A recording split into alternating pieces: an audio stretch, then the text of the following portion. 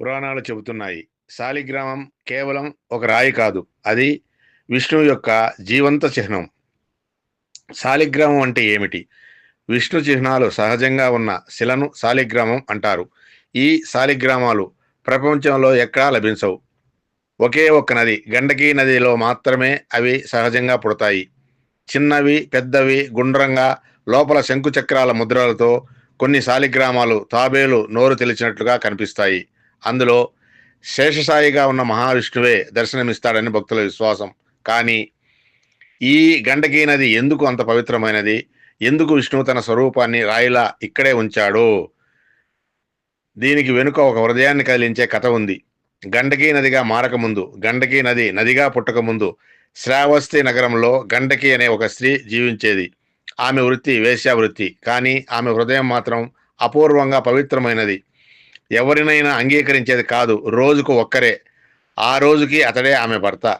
రెండో మనిషికి, రెండో బేరానికి ఆమె దగ్గర చోటు లేదు. ఎంత ధనం చూపినా నియమాలు చెరిపివేయలేదు. ఆమె తల్లి ఆమె మారాలని ఎన్నో ప్రయత్నాలు చేసింది. కానీ గండకి మనసు మారలేదు. ఈ అపూర్వ నిష్ఠే సాక్షాత్తు నారాయణుడికే ఆమెను పరీక్షించాలనే సంకల్పాన్ని కలిగించింది. నారాయణుడి పరీక్ష.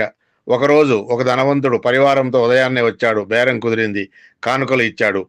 గండకి అతనికి స్నానం చేయించేందుకు దుస్తులు తీస్తే భయంకరమైన దుర్వాసన, శరీరమంతా పుండ్లు, ఈగలు ముసిరాయి. కుష్టు వ్యాధి.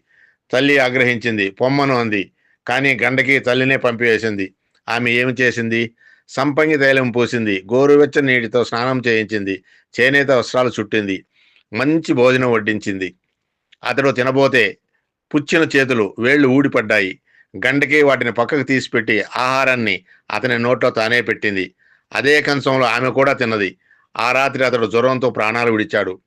సహగమనం భక్తి పరాకాష్ట. అప్పటి ఆచారం ప్రకారం గంటకి సహగమనానికి సిద్ధమైంది. తల్లి, బంధువులు అడ్డుకున్నా వినలేదు. తాళి కట్టని భార్యలా విలపించింది. తన వద్ద ఉన్న ధనమంతా బీదలకు దానం చేసింది. దాన ధర్మాలు చేసింది. శవంతో కలిసి శ్మశానానికి వెళ్ళింది. తానే చితి పేర్చింది. తానే నిప్పు పెట్టింది. తానే చితిలో దూకింది. అద్భుతం జరిగింది. మంటలు మల్లెలయ్యాయి. కాలిన కట్టెలు పువ్వులయ్యాయి. విష్ణు ప్రత్యక్షం. లక్ష్మీదేవితో కలిసి శ్రీ మహావిష్ణువు ప్రత్యక్షమయ్యాడు. గంటకి ఆశ్చర్యంతో చేతులు జోడించింది. కన్నీళ్లతో కీర్తించింది. కాళ్ళు కడిగింది. ఆ క్షణంలో ఆమె శరీరం మాత్రమే కాదు, మనస్సు, ఆత్మ కూడా పరిపూర్ణంగా శుద్ధమయ్యాయి. నారాయణుడు పరవశించాడు. వరం. ఏం వరం కావాలి అన్నాడు విష్ణువు. గండకి ధనం కోరలేదు, మోక్షం కోరలేదు. ఆమె కోరింది ఒకటే. నీవే నా కడుపున కొడుకుగా పుట్టాలి. గండకీ నది శాలిగ్రామం జననం. ఆ వర ఫలితంగా గండకీ మరుజన్మలో నదిగా పుట్టింది.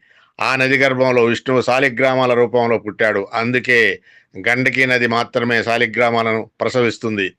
ప్రతి శాలిగ్రామ విష్ణు స్వరూపమే. విగ్రహం అవసరం లేని పూజగా శాలిగ్రామ పూజ నిలిచింది.